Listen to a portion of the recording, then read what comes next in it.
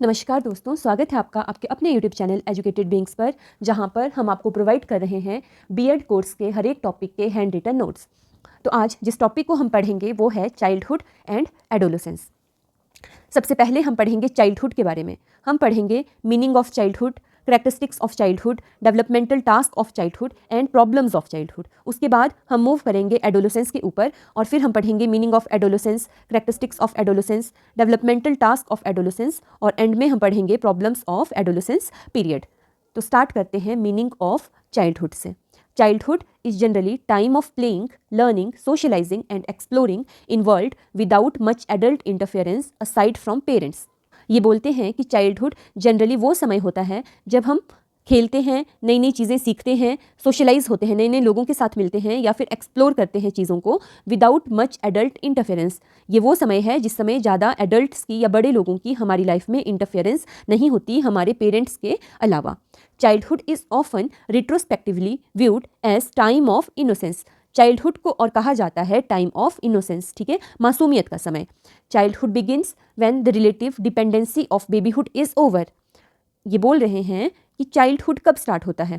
आपने देखा होगा कि जो बच्चे इन्फेंट होते हैं, इन्फेंट होती है 0 से लेकर 2 ईयर्स तक की जो हमारी एज होती है वो, तो 2 साल तक हम कंप्लीटली डिपेंडेंट होते हैं अपने पेरेंट्स के ऊपर, ठीक है। मगर जैसे ही हम इन्फेंसी से मूव करते हैं चाइल्डहुड की तरफ, तो हमारी जो डिपेंडेंसी होती है, ठीक है, जो हम कंप्लीटली डिपेंड होते हैं अपने पेरेंट्स के ऊपर, वो डिपेंडेंसी ओवर हो जाती है। क्यों? क्योंकि जब हम चाइल्डहुड में एंटर करते हैं तो हम खुद से क्रॉल करना स्टार्ट कर देंगे, ठीक है, हम खुद से चीज़ों को उठा सकते हैं या फिर हम खुद से कुछ कुछ चीज़ें कर पाते हैं। तो चाइल्डहुड तब स्टार्ट होता है जब हमारी जो रिलेटिव डिपेंडेंसी होती है हर चीज़ के लिए बड़ों के ऊपर, वो ओवर हो जाती है, ख़त्म हो जाती है। At approximately age of 2 years. Childhood कब स्टार्ट होता है? 2 साल की उम्र तक। And extend to the time when child becomes sexually mature. और चाइल्डहुड कब तक रहता है? एडोलेसेंस तक, ठीक है, जब हम सेक्सुअली मैच्योर होते हैं उस समय तक हम चाइल्डहुड में रहते हैं। तो चाइल्डहुड कब से कब तक होता है? जब हमारी डिपेंडेंसी खत्म होती है तब ये स्टार्ट होगा, और जब हम सेक्सुअली मैच्योर बनेंगे तब ये खत्म होगा। ये आ गया टाइम पीरियड ऑफ चाइल्डहुड। अब बोलते हैं डिवीजन ऑफ चाइल्डहुड, कि चाइल्डहुड को डिवाइड किया गया है 2 पीरियड्स के अंदर, ठीक है, जो हैं early childhood and let childhood. इनका टाइम पीरियड क्या रहता है? अर्ली चाइल्डहुड जो होता है ये होता है 2 ईयर्स टू 6 ईयर्स, ठीक है। जब हम 2 साल से 6 साल की उम्र तक होते हैं तो हम अर्ली चाइल्डहुड में होते हैं, और 6 साल से 12 साल तक, ठीक है, 11 या 12 साल की उम्र तक हम लेट चाइल्डहुड में होते हैं। फिर 12 टू 18 ईयर्स जो होते हैं हम कौन सी एज में रहते हैं? टीन एज में या फिर एडोलेसेंस में, ठीक है। अब हमने मीनिंग ऑफ चाइल्डहुड तो पढ़ लिया, अब हम पढ़ेंगे करेक्टरिस्टिक्स ऑफ चाइल्डहुड। जो करेक्टरिस्टिक्स हैं चाइल्डहुड के, उनको भी हम इन 2 हेडिंग्स के अंडर पढ़ेंगे, पहले अर्ली चाइल्डहुड की एंड देन लेट चाइल्डहुड की। अब जो करेक्टरिस्टिक्स हैं इनको हम ऐसे नहीं पढ़ेंगे कि एक ही बारी में सारी करेक्टरिस्टिक्स पढ़ ली, इनको हम डिफरेंट हेडिंग्स में पढ़ेंगे, जैसे अर्ली चाइल्डहुड की फिजिकल करेक्टरिस्टिक्स, अर्ली चाइल्डहुड की सोशल करेक्टरिस्टिक्स, इमोशनल करेक्टरिस्टिक्स, फिर मॉरल। फिर ऐसे ही हम लेट चाइल्डहुड की फिजिकल करेक्टर्स, लेट चाइल्डहुड के social characters, emotional and then moral characters. तो ऐसे करके हम इनके करेक्टरिस्टिक्स को पढ़ेंगे। स्टार्ट करते हैं करेक्टरिस्टिक्स ऑफ अर्ली चाइल्डहुड। सबसे पहले physical characteristics. Developmental of fine and gross motor skills start in early childhood. पहले हमें ये समझना पड़ेगा कि fine and gross motor skills क्या होती हैं।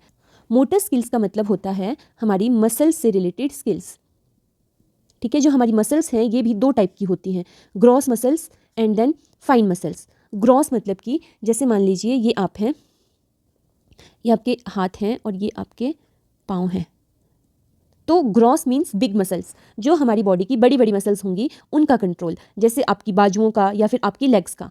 और फाइन मोटर्स का मतलब है, या फाइन मोटर स्किल्स का मतलब है कि जो आपकी बॉडी की स्मॉल मसल्स हैं, फाइन, ठीक है, जैसे हाथ की मसल्स या फिर पैरों की मसल्स, उनसे मूवमेंट जो होती है वो। अब ग्रॉस मसल स्किल्स का मतलब है वो मस्कुलर स्किल्स जिनके लिए आपकी बड़ी मसल्स जो हैं, लाइक ये वाली मसल्स या ये लेग्स वाली मसल्स, इनका काम चलता है, ठीक है। जैसे कि आप अपनी आर्म को मूव कर रहे हैं तो ये आ जाएगी ग्रॉस मोटर स्किल, और फाइन मोटर स्किल में आ जाएगा राइट करना, जैसे आप लिखते हैं अपनी फिंगर्स की हेल्प से, ठीक है, या फिर कुछ ड्रॉ करना। जो भी बारीक काम होते हैं उनके लिए हम अपनी फाइन मसल्स का यूज़ करते हैं, और जैसे वॉक करना है तो उसके लिए आप अपनी ग्रॉस मसल्स का यूज़ करेंगे। तो ये बोल रहे हैं कि development of gross and fine muscles, जो हमारी ग्रॉस मसल्स होती हैं, ठीक है, और फाइन मसल्स होती हैं, ठीक है, उनकी जो स्किल्स, उनसे जो हम काम करते हैं, इनकी डेवलपमेंट होना स्टार्ट हो जाती है अर्ली चाइल्डहुड में. Children are able to control their larger muscles with more ease than the smaller muscles. जब हम अर्ली चाइल्डहुड में होते हैं तो जो हमारी लार्जर मसल्स होती हैं, ठीक है, जैसे आपकी आर्म्स की जो मसल्स हैं, ठीक है, या फिर जो लेग्स की मसल्स हैं, उनको आप ज़्यादा अच्छे से या ज़्यादा ईज़ के साथ ईजिली कंट्रोल कर पाएंगे एज़ कम्पेयर टू आपकी फाइन मसल्स. फाइन मसल्स मतलब कि जो आपकी फिंगर्स में मसल्स हैं, ठीक है, या फिर टोज़ में, पाँव की उंगलियों में जो मसल्स हैं, उनको आप कंट्रोल कर पाएंगे. आप देखेंगे छोटा बच्चा अपनी एक एक इंडिविजुअल उंगली को उतने अच्छे से मूव नहीं कर पाएगा, बट वो अपनी आर्म्स को अच्छे से मूव कर पाता है. Children between the age of 2 to 6 years tend to grow about 3 inches in height and gain about 4 to 5 pounds of weight each year. हम पढ़ रहे हैं फिजिकल करेक्टर्स. तो ये बोलते हैं कि 2 साल की उम्र से 6 साल की उम्र तक बच्चा जो है वो हर साल लगभग 3 इंच ग्रो करता है और 4 से 5 पाउंड तक उसका वेट बढ़ता है. अब हम पढ़ेंगे social characteristics of early childhood. Shows science of sympathy and caring. Early childhood में बच्चा सोशली अपने आसपास के लोगों के साथ सिंपैथी और केयरिंग शो करता है. Comfort other children if hurt or frightened. अगर बच्चे को लगता है कि उसके आसपास कोई बच्चा हर्ट है या फिर फ्राइटन, डरा हुआ है, तो वो उसे कंफर्ट करने की कोशिश करता है. मे शो टॉन्ट्रम्स ओवर माइन्यूट फ्रस्ट्रेशंस. अगर बच्चा थोड़ा सा भी फ्रस्ट्रेटेड होता है, ठीक है, अगर उसे कोई भी चीज़ अच्छी ना लगे, ठीक है, तो बच्चा वैसी सिचुएशन में टॉन्ट्रम्स शो कर सकता है. टॉन्ट्रम्स का मतलब है बच्चा ड्रामे कर सकता है टू गेन अटेंशन, ठीक है, ताकि उसे अटेंशन मिले और लोग उसकी बातों को सुने. तो छोटी छोटी फ्रस्ट्रेशन के ऊपर भी बच्चे बड़े बड़े ड्रामे कर सकते हैं. Watches and imitates the play of other children. बच्चा क्या करेगा, अपने आसपास और बच्चों को देखेगा और उनकी बातों को इमिटेट करेगा. वो जो भी चीज़ें कर रहे होंगे उनको इमिटेट, कॉपी करने की कोशिश करेगा. Seldom interact directly. जब बच्चा अर्ली चाइल्डहुड में होता है तो वो ज़्यादा या बहुत कम इंटरेक्ट करता है दूसरे बच्चों के साथ डायरेक्टली, ठीक है, कि वो खुद से जाके बात करेगा किसी दूसरे बच्चे के साथ. Solitary play is often simple and repetitive. Solitary play का मतलब है कि बच्चा ज़्यादातर अकेले में ही गेम्स को खेलेगा और वो ऐसी गेम्स को खेलेगा जो सिंपल होंगी और साथ में रिपीटेटिव. रेपिटेटिव का मतलब है ऐसी गेम्स या ऐसी एक्टिविटीज़ करेगा जिसमें एक ही एक्शन बार बार हो रहा है, ठीक है. जैसे बच्चा एक कॉइन को एक ग्लास में डालेगा, फिर बाहर निकालेगा, फिर ग्लास में डालेगा, ठीक है, तो वो रिपीट करेगा सेम एक्शंस को और उसका जो प्ले होगा वो सिंपल होगा और सॉलिटरी होगा. ज़्यादातर बच्चे अकेले खेलना पसंद करेंगे. बच्चे बहुत कम इंटरेक्ट करेंगे दूसरे बच्चों के साथ डायरेक्टली, खुद से. ओके, तो ये थे social characteristics of early childhood. अब हम पढ़ेंगे emotional characteristics of early childhood, कि अर्ली चाइल्डहुड में बच्चा इमोशनली किस हिसाब से बिहेव करता है. As the child grow ups he begins to show anger at something or someone while previously his expressions was not against something so specific. कि जैसे जैसे बच्चा बड़ा होता है तो उसका जो एंगर होता है, ठीक है, वो किसी एक पर्टिकुलर चीज़ के ऊपर या किसी पर्टिकुलर पर्सन के ऊपर स्पेसिफिकली रहता है. जबकि जब बच्चा छोटा होता है तो उस टाइम पे वो किसी पर्टिकुलर चीज़ के ऊपर गुस्सा नहीं होगा, ठीक है. जैसे मान लीजिए एक छोटा बच्चा है, अगर उसको चेयर से लग जाएगी, ठीक है, जब इन्फेंट है बच्चा, तो वो एंगर शो नहीं करेगा चेयर के लिए, ठीक है. एक पर्टिकुलर चीज़ से उसको कोई फ़र्क नहीं पड़ेगा, बस उसे हर्ट हुआ होगा. जबकि जब हम चाइल्डहुड में एंटर कर जाते हैं, ठीक है, 2 साल से हम बड़े हो जाते हैं, तो हमारे इमोशंस किसी पर्टिकुलर ऑब्जेक्ट या फिर किसी पर्टिकुलर पर्सन, ठीक है, इनके अराउंड रिवॉल्व करते हैं. तो बच्चा जब अर्ली चाइल्डहुड में एंटर करेगा तो वो शो करेगा एंगर किसी पर्टिकुलर ऑब्जेक्ट पर या फिर किसी पर्टिकुलर पर्सन के लिए. जबकि जब वो छोटा होता है, उससे पहले वाली एज में, तो ऐसा नहीं होता है कि वो किसी स्पेसिफिक चीज़ के ऊपर गुस्सा शो करे. The child shows violent reactions. बच्चा इस एज में वायलेंट रिएक्शंस भी शो करना स्टार्ट कर देता है. मतलब कि अगर बच्चे की पसंद की चीज़ें ना हो, ठीक है, तो वो वायलेंस शो कर सकता है. His whole body participates in his emotional expressions. जब बच्चे छोटे होते हैं तो जब भी वो इमोशनल एक्सप्रेशन, लाइक वो गुस्सा होंगे, ठीक है, अगर वो एंग्री हैं या फिर वो क्राई कर रहे हैं, वो रो रहे हैं, तो उनकी पूरी बॉडी उस एक्शन को परफॉर्म करेगी या उस इमोशन को परफॉर्म करेंगे. कैसे? He kicks, yells, throws his hands and feets widely. आपने देखा होगा कि जब छोटा बच्चा होता है, ठीक है, वो ऐसे नहीं रोते जैसे कोई बड़ा इंसान रोएगा कि उनकी आईज से सिर्फ पानी निकल रहा है, ठीक है. जब छोटे बच्चे रोते हैं तो वो अपनी पूरी बॉडी को मूव करेंगे रोते टाइम, ठीक है. वो अपनी मुट्ठी बंद करेंगे, अपनी बाजुओं को जोर जोर से पटकेंगे, टांगों को पटकेंगे, ठीक है. तो मतलब उनकी पूरी बॉडी पार्टिसिपेट कर रही है उनकी इमोशनल एक्सप्रेशन में, ठीक है. ये अर्ली चाइल्डहुड का एक साइन होता है. उसके बाद बोल रहे हैं when a child goes to school, जब बच्चा स्कूल जाना स्टार्ट करता है, ही लर्न्स, वो सीखता है, बाय डिग्रीज, धीरे धीरे, टू हाइड हिज इमोशंस, अपने इमोशंस को हाइड करना, टू अ लार्जर एक्सटेंट। ठीक है, जब हम बिल्कुल अर्ली एज में हैं, जिस टाइम पे हम बिल्कुल अर्ली चाइल्डहुड में हैं, तो उस टाइम पे हमारी पूरी बॉडी पार्टिसिपेट करेगी हमारे इमोशनल एक्सप्रेशंस में। ठीक है, ऐसा नहीं होगा कि हम बस आंखों से पानी निकाल रहे हैं और रो रहे हैं, नहीं, हमारी होल बॉडी पार्टिसिपेट करेगी इमोशनल एक्सप्रेशंस में। उसके बाद जब हम स्कूल जाना शुरू करेंगे तो हम धीरे धीरे सीखेंगे क्या, अपने इमोशंस को हाइड करना। ये थे emotional characteristics of early childhood. अब हम पढ़ेंगे मॉरल कैरेक्टर्स, कि मॉरली बच्चा किस हिसाब से बिहेव करता है अर्ली चाइल्डहुड में। Before the child enter school, जब बच्चा स्कूल एंटर करता है उससे पहले ही is expected to distinguish right from wrong, उससे ये अपेक्षा की जाती है कि वो डिस्टिंग्विश, अंतर कर पाता है अच्छे और बुरे कामों के बीच में, और dos from don'ts in simple situations, और वो ये भी समझ पाता है कि कौन से काम डूज हैं, कौन से काम उसे करने हैं, और कौन से डोंट्स हैं, कौन से काम उसे नहीं करने हैं। बोलने का मतलब ये है कि जब बच्चा अर्ली चाइल्डहुड में होता है तो वो स्कूल में तो नहीं जाता है ना, वो स्कूल से पहले की एज है ज़्यादातर, लाइक 2 to 6 ईयर्स। तो जब वो 2 या 3 साल का होता है तो उस टाइम तक बच्चे से ये एक्सपेक्ट किया जाता है कि उसके फैमिली मेम्बर्स ने उसे राइट और रॉन्ग चीज़ों के बारे में थोड़ा थोड़ा समझा दिया होता है। एट दिस स्टेज, इस उम्र में conduct is determined by external factors, जो हमारी कंडक्ट होती है, जो हमारी इनर इंस्टिंक्ट होती है, किसी काम को हमें करना है या फिर नहीं करना है, ये चीज़ें ज़्यादातर डिपेंड करती है एक्सटर्नल फैक्टर्स पे, जैसे कि अप्रूवल एंड डिसअप्रूवल और रिवॉर्ड एंड पनिशमेंट। बच्चा कोई काम बस इसलिए नहीं करेगा क्योंकि उसके पेरेंट्स उसे अप्रूव नहीं करेंगे, उस काम के लिए उसे मना करेंगे। लाइक हम जिन कामों को हमारे पेरेंट्स अप्रूव करते हैं उन कामों को कर लेते हैं, और जिन कामों को हमारे बड़े लोग मना करते हैं करने से उन्हें नहीं करते हैं। और इसके अलावा हम देखते हैं कि कौन सा काम करके हमें रिवॉर्ड मिलेगा, वो काम हम कर लेंगे, और जिस काम को करके हमें पनिशमेंट मिलेगी वो काम हम नहीं करेंगे। ठीक है, तो जो भी हमारे मॉरल डिसीजंस होते हैं वो जो एक्सटर्नल फोर्सेज होती हैं उनके ऊपर ही डिपेंड करते हैं, अप्रूवल लोगों से या फिर डिसअप्रूवल, रिवॉर्ड या फिर पनिशमेंट। अब है कैरेक्टरिस्टिक्स ऑफ लेट चाइल्डहुड। हमने फिजिकल, इमोशनल, मॉरल और सोशल कैरेक्टरिस्टिक्स पढ़े पहले अर्ली चाइल्डहुड के। अब हम पढ़ेंगे कैरेक्टरिस्टिक्स ऑफ लेट चाइल्डहुड। तो सबसे पहले पढ़ेंगे physical characteristics. Children gain greater control over movement of their bodies, mastering many gross and fine motor skills. जब बच्चा लेट चाइल्डहुड में एंटर करता है तो उसका कंट्रोल जो होता है उसकी बॉडी पर वो इंक्रीज़ हो जाता है, वो ज़्यादा अच्छे से अपनी बॉडी को कंट्रोल कर पाता है। इसके साथ साथ जो उसकी gross and fine motor skills होती हैं वो भी ज़्यादा अच्छी हो जाती है। ठीक है, उसमें बच्चा मास्टरी गेन कर लेता है। इसका मतलब है ग्रॉस मोटर स्किल्स का मतलब जो हम काम अपनी बड़ी मसल्स को या लेग्स या आर्म्स की मसल्स को यूज़ करके करते हैं, जैसे बच्चा मास्टर कर देगा वॉकिंग में, है ना, या फिर रनिंग में। अब उसको चलने में दिक्कत नहीं आएगी या फिर दौड़ने में, वो गिरेगा नहीं, है ना, ज़्यादा। और फाइन मोटर स्किल्स का मतलब है कि बच्चा अपनी फिंगर्स को, ठीक है, ज़्यादा अच्छे से यूज़ कर पाएगा, और जो बारीक काम होते हैं जैसे राइटिंग, ड्राइंग, इन कामों को वो ईजिली कर पाएगा।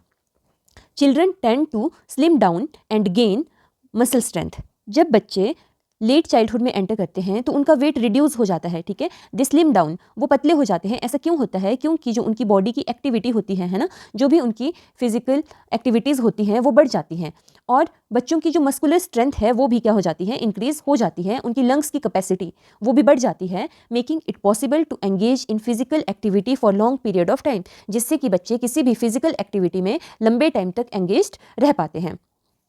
नेक्स्ट है more over bones become harder. जो हमारी बोन्स होती हैं वो भी हार्ड हो जाती हैं। Milk teeth are replaced by permanent teeth. Milk teeth टूट जाते हैं, दूध के दांत टूट जाएंगे और उनकी जगह पर परमानेंट टीथ आ जाएंगे। Resistance to diseases increases. इसके साथ साथ बच्चे की जो रेजिस्टेंस होती है, लड़ने की क्षमता होती है बीमारियों के साथ, वो भी बढ़ जाती है। अभी हमने पढ़े physical characters of late childhood. ठीक है, इसमें क्या क्या बोला गया? पहली बात, बच्चे का कंट्रोल बढ़ जाएगा अपनी बॉडी के ऊपर, बच्चा स्लिम डाउन हो जाएगा, उसका वेट रिड्यूस हो जाएगा क्योंकि उसकी फिजिकल एक्टिविटीज़ ज़्यादा हो जाती है, और बच्चे की जो डिजीजेस से लड़ने की कैपेसिटी है वो भी बढ़ जाती है। अब है social characteristics of late childhood, कि सोशली बच्चा किस हिसाब से डेवलप करता है। ग्रुप प्ले, इस उम्र में बच्चा ग्रुप प्ले करना स्टार्ट कर देता है, मतलब कि वो अकेले नहीं खेलेगा, वो अपने प्लेमेट्स को ढूंढेगा। ही सीक्स प्लेमेट्स, वो ढूंढेगा ऐसे बच्चों को जो उसके साथ खेलें। Child play in small groups, बच्चे छोटे छोटे ग्रुप्स में खेलते हैं। Child learns to adjust himself in a group, बच्चा ग्रुप के मेंबर्स के हिसाब से खुद को एडजस्ट करना स्टार्ट कर देता है। Children show consciousness of socio economic status of their parents. Late childhood में बच्चा कॉन्शियस हो जाता है अपने माँ बाप के सोशियो इकोनॉमिक स्टेटस के प्रति, मतलब कि बच्चा इन बातों पर बहुत ज़्यादा ध्यान देगा कि उसके पेरेंट्स का क्या स्टेटस है सोसाइटी में, ठीक है, वो इकोनॉमिकली कैसे हैं। अब अगर किसी बच्चे के पेरेंट्स काफ़ी रिच होंगे, ठीक है, या उनका स्टेटस बहुत हाई होगा, तो उस बच्चे में फीलिंग ऑफ प्राइड आ जाती है। जबकि अगर बच्चा फील करता है कि उसके पेरेंट्स पुअर हैं, ठीक है, या उनका स्टेटस उतना अच्छा नहीं है, तो बच्चा कई बार शेम फील करता है इन चीज़ों के लिए। तो बच्चा कॉन्शियस हो जाता है अपने पेरेंट्स के सोशियो इकोनॉमिक स्टेटस के प्रति लेट चाइल्डहुड में। अब है इमोशनल करेक्टरिस्टिक्स, लेट चाइल्डहुड की emotional characters. This is period of stability and control. हमने पढ़ा था कि अर्ली चाइल्डहुड में बच्चा बहुत ज़्यादा टॉन्ट्रम्स करता है और वो अपनी फीलिंग्स को ओपनली एक्सप्रेस कर देता है, वो हाइड नहीं करता अपने इमोशंस को। जबकि लेट चाइल्डहुड में बच्चा स्टेबल हो जाता है और वो अपने इमोशंस को कंट्रोल करना सीख जाता है। Child now learns to have a control over emotions. बच्चा अपने इमोशंस को कंट्रोल करना सीख जाता है। He learns to pretend at this age. इस उम्र में बच्चा प्रिटेंड करना सीख जाता है, ठीक है। वो प्रिटेंड कैसे करेगा? ही गेट्स एंग्री, उसे गुस्सा आएगा, but doesn't let it exhibited, मगर वो इस चीज़ को एक्सप्रेस नहीं करेगा दूसरे लोगों के सामने, ठीक है। ही गेट्स फ्राइटन्ड, बच्चा डर जाएगा, बट ट्राइज टू शो करेज, मगर वो दिखाएगा क्या दूसरे इंसान को कि उसमें बहुत ज़्यादा करेज है। तो बच्चा अपने इमोशंस को हाइड करता है और वो प्रिटेंड करता है, वो झूठे इमोशंस दिखाएगा, ठीक है। जो वो फील नहीं कर रहा है वो वाली चीज़ आपको शो करके दिखाएगा, और जो एक्चुअल इमोशंस हैं उनको वो हाइड करेगा। अब है moral characteristics of late childhood. Moral characteristics में क्या बोलते हैं? By the time a child is 6 to 7 years of age, his capacity to understand relationships increases. जब बच्चा 6 से 7 साल की उम्र तक का होता है तो वो रिश्तों को ज़्यादा अच्छे से समझ पाता है, ओके। उसकी रिलेशनशिप्स को अंडरस्टैंड करने की पावर इंक्रीज हो जाती है। Morality at this stage is defined as performing good acts and maintaining the conventional social order. इस स्टेज पे मॉरलिटी इस चीज़ पे डिपेंड करती है, या बच्चा उन एक्शंस को मॉरल मानता है जिनमें वो कुछ अच्छे काम करता है, ठीक है, परफॉर्म्स गुड एक्ट्स और मेंटेन करके रखता है सोशल ऑर्डर को उसी वे में जिस वे में वो सालों से चले आ रहे हैं। मतलब कि वो जो चली आ रही सोशल कन्वेंशंस होती हैं उनको नहीं तोड़ेगा, ठीक है, वो उनको मेंटेन करके रखता है। Morality is held to be maintaining good relations. बच्चा उन कामों को मॉरल मानता है जिनसे अच्छे रिलेशंस बने रहें, and oriented towards getting approval and pleasing and helping others. बच्चा चाहेगा कि उसके जो भी मॉरल एक्ट्स हैं उनको और लोग अप्रूव करें, ठीक है। वो चाहेगा दूसरे लोगों को प्लीज़ करना और दूसरे लोगों की मदद करना, ठीक है। तो हम बोल सकते हैं कि लेट चाइल्डहुड में हमारे जो मॉरल डिसीजंस होते हैं वो डिपेंड करते हैं दूसरे लोगों के ऊपर, ठीक है, अदर्स के ऊपर। हम क्या चाहेंगे? हम अपने रिश्तों को अच्छे से बना के रखना चाहेंगे, हम सोशल ऑर्डर को अच्छे से मेंटेन करके रखना चाहेंगे, और हम दूसरे लोगों को प्लीज़ करना या उनका अप्रूवल पाना चाहेंगे। अब हम पढ़ेंगे डेवलपमेंटल टास्क के बारे में कि चाइल्डहुड में क्या क्या डेवलपमेंटल टास्क होते हैं। पहले हमने मीनिंग पढ़ा चाइल्डहुड का, है ना। उसके बाद हमने क्या पढ़ा? करेक्टर्स पढ़े 2 हेडिंग्स के अंडर, अर्ली चाइल्डहुड के और उसके बाद लेट चाइल्डहुड के। अर्ली चाइल्डहुड के करेक्टर्स को भी हमने डिफरेंट पार्ट्स में डिवाइड किया, जैसे physical characters, emotional, social, moral. वैसे ही हमने लेट चाइल्डहुड के करेक्टर्स को भी इन्हीं हेडिंग्स के अंडर पढ़ा। अब हम पढ़ेंगे developmental task of childhood. Developmental task पढ़ने से पहले हमें ये पता होना चाहिए कि ये होते क्या हैं। According to R.H. हैविंगहर्स्ट कहते हैं, a developmental task is a task. Developmental task एक वो काम होता है विच अराइज, जो उत्पन्न होता है एट और about a certain period in life of an individual. किसी इंडिविजुअल की किसी एक पीरियड, किसी एक उम्र पर, ठीक है, लाइफ की किसी एक स्टेज पर, ठीक है, सक्सेसफुल अचीवमेंट ऑफ विच, अगर हम सक्सेसफुली अचीव कर देते हैं डेवलपमेंटल टास्क को, leads to his happiness and to success with later task. अगर कोई इंडिविजुअल अपने डेवलपमेंटल टास्क को सक्सेसफुली अचीव कर देता है तो वो पर्सन खुश रहता है, और इसके साथ साथ जो आगे वाली लाइफ में उसको टास्क मिलते हैं उनको भी वो सक्सेसफुली कर पाता है। वाइल जबकि फेलियर लीड्स टू अनहैप्पीनेस। अगर पर्सन अपने डेवलपमेंटल टास्क को अचीव करने में फेल कर जाता है तो वो अनहैप्पी रहेगा, and difficulty with later task. और इसके साथ साथ वो जो उसके बाद वाले डेवलपमेंटल टास्क होते हैं उनको भी अच्छे से अचीव नहीं कर पाता है। ओके, एक बारी फिर इसी डेफिनेशन को हम दोबारा से पढ़ लेते हैं। ये बोलते हैं कि R.H. हैविंगहर्स्ट ने 1953 में डेफिनेशन दी थी डेवलपमेंटल टास्क की। डेवलपमेंटल टास्क एक ऐसा टास्क होता है जो हमारे जीवन के किसी एक सर्टेन पीरियड पर अराइज होता है, ठीक है, और अगर हम सक्सेसफुली उस टास्क को अचीव कर लेते हैं तो हम खुश रहेंगे, और इसके साथ साथ जो आगे आने वाले डेवलपमेंटल टास्क हैं उनको भी हम सक्सेसफुली अचीव कर पाएंगे। अगर हम फेल हो जाते हैं अपने डेवलपमेंटल टास्क को अचीव करने में तो दैट लीड्स टू अनहैप्पीनेस, तो हम खुश नहीं रह पाएंगे एंड उसके साथ साथ डिफिकल्टी आएगी हमें लेटर स्टेजेस पे आने वाले डेवलपमेंटल टास्क को अचीव करने में भी। अब है लिस्ट ऑफ डेवलपमेंटल टास्क कि क्या क्या डेवलपमेंटल टास्क होते हैं डिफरेंट स्टेजेस पर। तो ड्यूरिंग अर्ली चाइल्डहुड में बच्चे को क्या क्या काम हैं जो उसे करना आ जाने चाहिए, ठीक है। लर्निंग टू वॉक, चलना सीखना, लर्निंग टू टॉक, बात करना सीखना, learning to control elimination of body waste in a controlled manner. बच्चा सीखता है जो वो बॉडी वेस्ट रिमूव करेगा अपनी बॉडी से, ठीक है, जो वो सुसु पॉटी करेगा, है ना। हम बोल सकते हैं बच्चे की टॉयलेट ट्रेनिंग जो होती है वो भी इसी एज में होती है। उसके बाद लर्निंग सेक्स डिफरेंसेस, बच्चा सीखता है कि डिफरेंट सेक्स कौन कौन से हैं सोसाइटी में और उनमें क्या क्या अंतर रहता है। बच्चे में फिजियोलॉजिकल स्टेबिलिटी आती है इस एज में और वो खुद को सराउंडिंग के अकॉर्डिंग चेंज करने की कोशिश करता है ताकि वो एक इक्विलिब्रियम में रह सके सराउंडिंग के साथ में। नेक्स्ट है ड्यूरिंग लेट चाइल्डहुड कि लेट चाइल्डहुड में क्या क्या डेवलपमेंटल टास्क रहते हैं। Developing concepts necessary to everyday living, बच्चा उन कॉन्सेप्ट्स को सीखता है जो उसके दिन भर के जीवन के लिए आवश्यक होते हैं, ठीक है। हर दिन जीने के लिए जो जो स्किल्स इंपॉर्टेंट होती हैं उनको वो सीखेगा, ठीक है। अचीविंग पर्सनल इंडिपेंडेंस, धीरे धीरे बच्चे में पर्सनल इंडिपेंडेंस आती है, वो कामों को खुद से करना स्टार्ट कर देता है। Developing basic skills in reading, writing and arithmetic, जो बेसिक स्किल्स जरूरी होती है रीडिंग के लिए, राइटिंग के लिए और arithmetics plus minus multiply divide in सब चीज़ों के लिए, वो सारी चीज़ें बच्चा सीखता है। Learning appropriate sex roles that is masculine और फेमिनिन रोल्स, बच्चा इस एज में सीखता है कि सेक्स रोल्स क्या क्या होते हैं। डिफरेंट सेक्सेस में लोगों के डिफरेंट रोल्स क्या होते हैं कि मैस्कुलिन जो मेल होते हैं वो किस हिसाब से एक्ट करते हैं और किस हिसाब से जो अपना वर्क की फंक्शनिंग है उनको करते हैं। इसके साथ साथ फीमेल्स जो होती हैं वो अपने रोल्स को किस हिसाब से निभाती हैं, ठीक है। ये सारी चीज़ें बच्चा सीखेगा। Developing conscience morality and values, इस एज में बच्चे में धीरे धीरे मॉरलिटी आती है, ठीक है। कंसाइंस उसकी इनर जो वॉइस होती है उसको वो वैल्यू करना स्टार्ट करता है और बच्चे में वैल्यूज़ भी डेवलप होते हैं। अब है प्रॉब्लम्स ऑफ चाइल्डहुड पीरियड कि जब हम बच्चे होते हैं या चाइल्डहुड में होते हैं तो हम क्या क्या प्रॉब्लम्स फेस करते हैं, या फिर एज अ पेरेंट अगर हमारे बच्चे चाइल्डहुड में हैं तो हम क्या प्रॉब्लम्स फेस करेंगे। पहली आ गई इंटेलेक्चुअल प्रॉब्लम्स, इंटेलेक्चुअल रिलेटेड है हमारे ब्रेन से, ठीक है। तो जो छोटे बच्चे होते हैं उनमें अटेंशन की बहुत कमी होती है, वो एक जगह पर ध्यान केंद्रित नहीं कर पाएंगे, तो हम बोलेंगे वो अटेंशन डेफिसिट होते हैं। हाइपर एक्टिविटी डिसऑर्डर, कुछ बच्चे बहुत ज़्यादा एक्टिव होते हैं। मूड डिसऑर्डर्स, बच्चों का मूड एकदम से चेंज होता रहता है ना। बच्चे में बहुत से टाइप की लर्निंग प्रॉब्लम्स हो सकती है, या हो सकता है कि बच्चे में कुछ कम्युनिकेशन डिसऑर्डर्स हैं, बच्चा अपनी बातों को अच्छे से आपके सामने प्रेजेंट नहीं कर पा रहा जिस कारण उसकी जो लर्निंग है वो अफेक्ट हो रही है।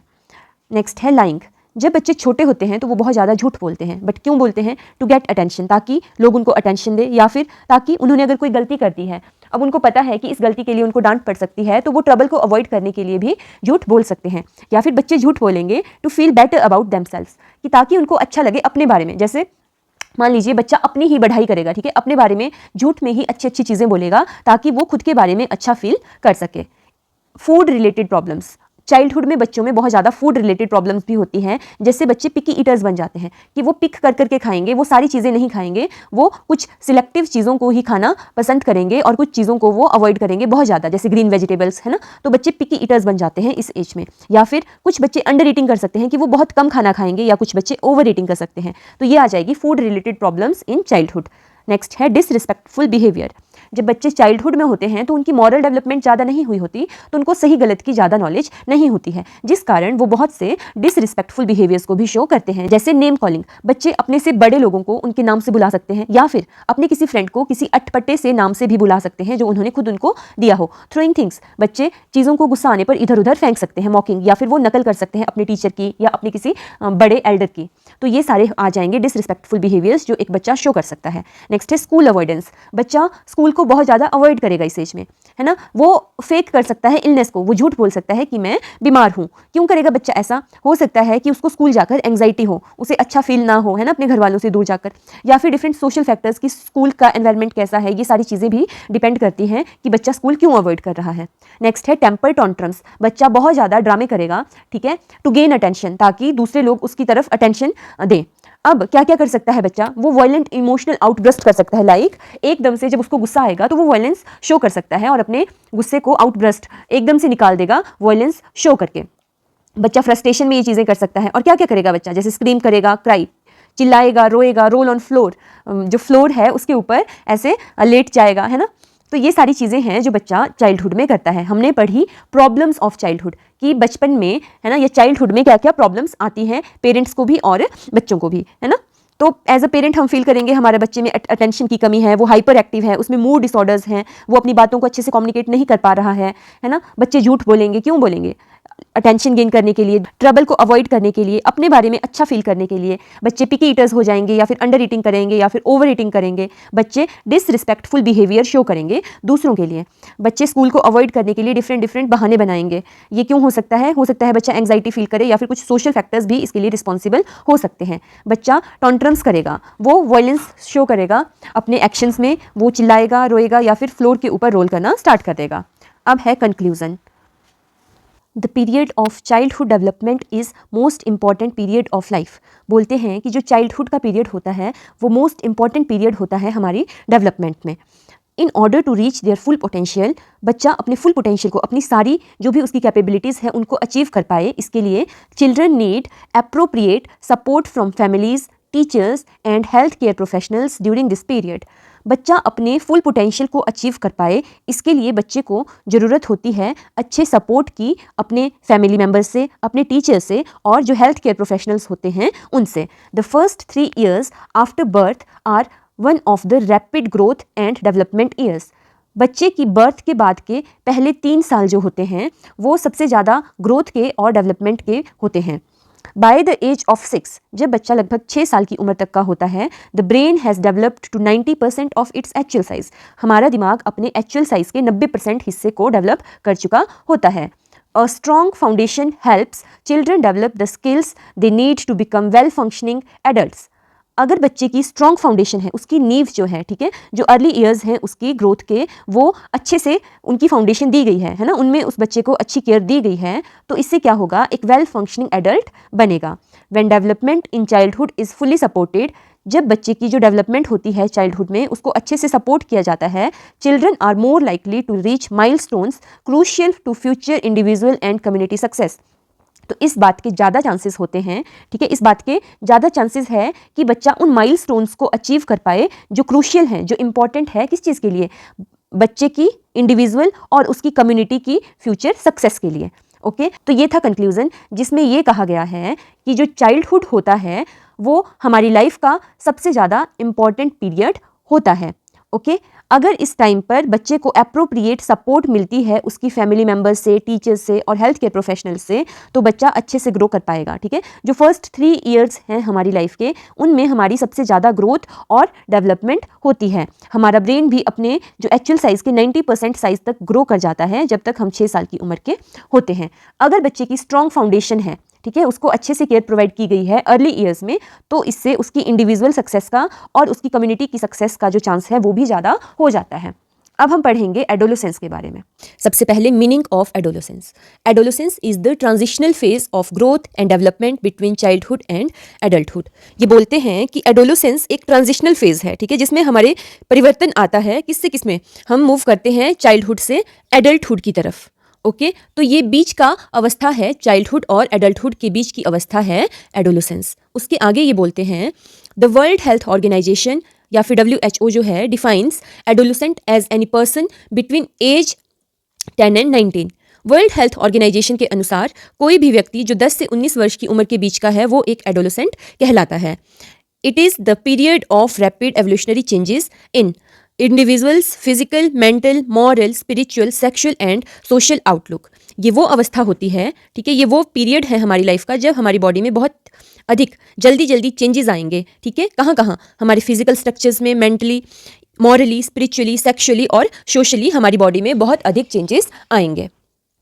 The term adolescence comes from Latin word adolescere which means to grow और टू ग्रो टूवर्ड्स मैच्योरिटी। बोलते हैं कि एडोलेसेंस शब्द लैटिन भाषा के एडोलिसेयर शब्द से लिया गया है, जिसका मतलब होता है टू ग्रो या फिर टू ग्रो टूवर्ड्स मैच्योरिटी, कि हम मैच्योरिटी की तरफ को ग्रो कर रहे होते हैं। It is generally thought to begin with onset of puberty. जब हमें प्यूबर्टी आती है, ठीक है, जब हमारी बॉडी में बहुत से फिजिकल चेंजेस, इमोशनली हमारी बॉडी में चेंजेस आना स्टार्ट होते हैं, तो हम मान लेते हैं कि हमारी एडोलेसेंस स्टार्ट हो गई है। It is also termed as period of anxieties and complexities. ये माना जाता है कि जो एडोलेसेंस है वो पीरियड होता है, वो अवस्था होती है जिस समय हमारी बॉडी में जिस समय हम बहुत एंग्जाइटी, तनाव महसूस करते हैं और हमारी जो फिजिकल, मेंटल या इमोशनल स्टेट होती है वो बहुत ज़्यादा कॉम्प्लेक्स हो जाती है। अब है करेक्टरिस्टिक्स ऑफ एडोलेसेंस, कि एडोलेसेंस के क्या क्या करेक्टर्स होते हैं। सबसे पहले हम पढ़ेंगे फिजिकल करेक्टर्स या फिर मोटर डेवलपमेंट, मतलब कि जो हमारी मस्कुलर डेवलपमेंट है उसके बारे में।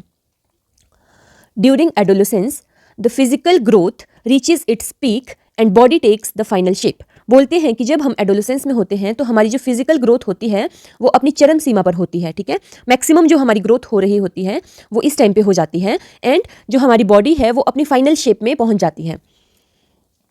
Glands become extremely active. जो हमारे ग्लैंड्स हैं, जैसे स्वेट ग्लैंड्स है ना, ऑयल ग्लैंड्स, वो बहुत ज़्यादा एक्टिव हो जाते हैं। Secondary sexual characters begin to appear. Secondary sexual characters वो होते हैं जिनको देख के हम पता लगा लेते हैं कि कौन मेल है और कौन फीमेल। लाइक कि जो बॉयज़ हैं उनमें बियर्ड आ जाएगी, है ना, दाढ़ी मूछें आ जाएगी, और जो गर्ल्स हैं, ठीक है, उनका क्या होगा, ब्रेस्ट की डेवलपमेंट स्टार्ट हो जाएगी। तो ये सारी चीज़ें जो है ये स्टार्ट हो जाती हैं एडोलेसेंस के समय में।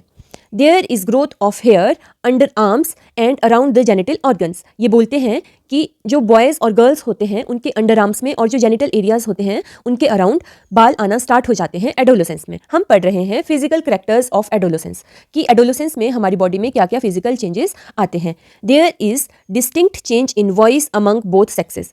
लड़के और लड़कियों दोनों के जो वॉइस में चेंज आता है एडोलेसेंस के टाइम पे, ठीक है। लड़कियों की वॉइस बहुत पतली हो जाएगी और लड़कों की बहुत मोटी हो जाएगी, okay. The girls begin to menstruate monthly during this period. ये वो फेज होता है जिस टाइम पे लड़कियों में पीरियड्स आना स्टार्ट हो जाते हैं। अब है इमोशनल करेक्टर्स। हमने पढ़े फिजिकल करेक्टर्स ऑफ एडोलेसेंस, अब है emotional characters of adolescence. Adolescence is characterized by emotional instability and intensity. जब हम टीनेज में होते हैं या एडोलेसेंस में होते हैं तो उस टाइम हम बहुत ज़्यादा इमोशनली अनस्टेबल होते हैं, और जो हमारे इमोशंस होते हैं वो बहुत ज़्यादा इंटेंस होते हैं। The emotions fluctuate very quickly and frequently. हमारे जो इमोशंस होते हैं वो बहुत जल्दी फ्लक्चुएट, बदलते रहते हैं, ठीक है। अगर हम इस मूवमेंट में अच्छा फील कर रहे हैं तो हो सकता है 10 मिनट बाद हमें बुरा फील होना स्टार्ट कर जाए, ठीक है। तो हमारे इमोशंस फ्लक्चुएट करेंगे बहुत क्विकली और बहुत फ्रीक्वेंटली। नेक्स्ट है adolescents emotions are often intense, uncontrolled and irrational. जब हम एडोलेसेंस में होते हैं, ठीक है, तो जो इमोशंस होते हैं वो बहुत इंटेंस होते हैं और अनकंट्रोल्ड। बच्चों का या जो टीनेजर्स होते हैं उनका कोई कंट्रोल नहीं होता अपने इमोशंस पे, और इरेशनल होते हैं। हम ज़्यादा दिमाग से नहीं सोचते और दिल की ज़्यादा सुनते हैं। Adolescents are too sensitive, inflammable and moody. Adolescents जो होते हैं वो बहुत ज़्यादा सेंसिटिव होते हैं, और एकदम से इन्फ्लेमेबल का मतलब है एकदम से आग पकड़ने वाली कोई चीज़, मतलब वो एकदम से गुस्सा हो जाते हैं या एकदम से कोई चीज़ उनको इम्पैक्ट कर जाती है, और वो बहुत ज़्यादा मूडी होते हैं। What they feel it very strongly. Adolescents जो भी चीज़ फील करेंगे वो उसे बहुत स्ट्रांगली फील करेंगे, एंड व्हेन दे रिएक्ट, और जब भी वो रिएक्ट करेंगे दे रिएक्ट विगरसली। वो बहुत स्ट्रांगली या बहुत बोल सकते हैं इंटेंसली रिएक्ट करेंगे, ओके। तो ये हमने पढ़े इमोशनल कैरेक्टरिस्टिक्स ऑफ एडोलेसेंस, ठीक है। क्या क्या पढ़ा हमने, कि जो एडोलेसेंट्स होते हैं वो इमोशनली अनस्टेबल होते हैं, उनके इमोशंस इंटेंस होते हैं, उनके इमोशंस फ्लक्चुएट करते हैं बहुत तेज़ी से, और इमोशंस जो होते हैं उनके वो अनकंट्रोल्ड होते हैं, उनका अपना कोई कंट्रोल नहीं होता अपने इमोशंस के ऊपर। वो बहुत ज़्यादा सेंसिटिव होते हैं, इन्फ्लेमेबल होते हैं, मूडी होते हैं। अगर वो कोई चीज़ फील करेंगे तो वो उसको बहुत स्ट्रांगली फील करेंगे, जब वो रिएक्ट करेंगे तो वो रिएक्ट भी बहुत विगरसली करेंगे। ये थी इमोशनल कैरेक्टर्स। अब हम पढ़ेंगे सोशल कैरेक्टर्स ऑफ एडोलेसेंस, ठीक है, social characteristics. Adolescence is period of increased social conformity. Adolescence वो पीरियड होता है जिस पीरियड में हम चाहते हैं कि हमें ज़्यादा लोग सोशली कन्फर्म करें, या फिर हमारे जो एक्शंस हैं उनको सोशली ज़्यादा कन्फर्मिटी मिले। Adolescence is period of establishing heterosexual relationships. Adolescence में हम एस्टेब्लिश करते हैं, बनाते हैं दूसरे सेक्स के साथ। अगर हम मेल हैं, ठीक है, तो हमारा फीमेल्स के साथ इंटरेक्शन बढ़ जाएगा, और जो अगर हम फीमेल्स हैं तो हमारा मेल्स के साथ इंटरेक्शन बढ़ जाएगा। मतलब कि हम हेटेरोसेक्सुअल रिलेशनशिप्स बनाना स्टार्ट कर देते हैं इस उम्र में। नेक्स्ट है during adolescence a feeling of social responsibility develops. जब हम एडोलेसेंस में होते हैं तो हमारे अंदर एक फीलिंग आती है कि हमारे ऊपर सोशली कुछ रिस्पॉन्सिबिलिटीज हैं। And the adolescent is highly critical of social evils and injustices. जब हम एडोलेसेंस में होते हैं तो आपने देखा होगा कि जो आपके आसपास भी अगर कोई बच्चे एडोलेसेंस में हैं तो वो बहुत ज़्यादा क्रिटिसाइज करते हैं जो भी सोशल इविल्स होती हैं या इनजस्टिस हो रहे होते हैं। Group loyalties become very much pronounced during this period. इस उम्र के बच्चे जो उनके ग्रुप के और बच्चे हैं, ठीक है, उनके लिए बहुत ज़्यादा लॉयल होते हैं और वो एक दूसरे की बातों को बाहर नहीं करते हैं। तो ग्रुप लॉयल्टीज बहुत ज़्यादा हो जाती है इस एज में। Cooperation reaches its peak. इस उम्र में बच्चा इजीली कोऑपरेट कर पाएगा दूसरे बच्चों के साथ, ठीक है, वो अच्छे से समन्वय बिठा पाएगा और बच्चों के साथ। The individual is in mood to sacrifice his own interest for greater cause of the group. इस एज में क्या होता है कि बच्चा खुद को परेशान कर लेगा, मगर वो चाहेगा कि उसके जो ग्रुप के और मेंबर्स हैं वो डिस्टर्ब ना हो, ठीक है। तो इस उम्र में बच्चा बहुत ज़्यादा सेक्रीफाइसेस करना स्टार्ट कर देता है। किसके लिए? अपने ग्रुप के और मेंबर्स के लिए। During adolescence young man and women are seen attracted towards each other. Adolescence के टाइम पे हम देखते हैं कि जो यंग मैन और वुमेन होते हैं, ठीक है, लड़के लड़कियां होते हैं, वो एक दूसरे की तरफ अट्रैक्टेड फील करते हैं। ये थे सोशल कैरेक्टर्स ऑफ एडोलेसेंस। अब हम पढ़ेंगे डेवलपमेंटल टास्क ऑफ एडोलेसेंस। हमने डेवलपमेंटल टास्क क्या होते हैं ये पहले पढ़ लिया है, ठीक है। तो अब हम बस डेवलपमेंटल टास्क पढ़ेंगे एडोलेसेंस पीरियड के टाइम के। एक्सेप्टिंग वंस फिजिक, क्योंकि इस उम्र में हमारे अंदर बहुत ज़्यादा फिजिकल चेंजेस हो रहे होते हैं, तो बच्चा अपनी जो फिजिक है, जो उसका बॉडी है, उसको एक्सेप्ट करना स्टार्ट करता है। प्रिपेयरिंग फॉर इकोनॉमिक करियर, बच्चा अपने इकोनॉमिक करियर के बारे में आगे सोचना स्टार्ट कर देता है और खुद को प्रिपेयर करना स्टार्ट कर देता है। Establishing mature relationships with peers, बच्चा अपनी उम्र के और लोगों के साथ बढ़िया मैच्योर रिलेशंस बनाना स्टार्ट कर देता है। Achieving gender based social roles, हमें पता है कि हर एक जेंडर के साथ कुछ रोल्स होते हैं जो हमें करने होते हैं, ठीक है। जैसे अगर कोई मेल है, ठीक है, तो सोशली उसको एक सेट पैटर्न है जिसके हिसाब से एक्ट करना पड़ेगा, और अगर कोई फीमेल है तो उसको डिफरेंट रोल्स अदा करने पड़ते हैं। तो बच्चा इन रोल्स को अदा करना स्टार्ट कर देता है इस एज में। डेवलपमेंट ऑफ ओन आइडेंटिटी, बच्चा अपनी एक सेपरेट आइडेंटिटी बनाना स्टार्ट कर देता है। Development of independence from parents and other adults, इस उम्र में बच्चा धीरे धीरे इंडिपेंडेंट होना स्टार्ट कर देता है और वो पेरेंट्स और जो उसके आसपास और एडल्ट हैं उनके ऊपर जो डिपेंडेंसी है उसको कम करना स्टार्ट कर देता है। Learning to get along with agemates, बच्चा जो उसके एजमेट्स हैं, ठीक है, उसकी उम्र के और बच्चे हैं, उनके साथ घुलना मिलना स्टार्ट कर देता है। Adopting a personal value system, बच्चा एक अपना डिफरेंट, ठीक है, औरों से अलग पर्सनल वैल्यू सिस्टम डेवलप कर देता है, ठीक है, वो अपने कुछ प्रिंसिपल्स बना देता है।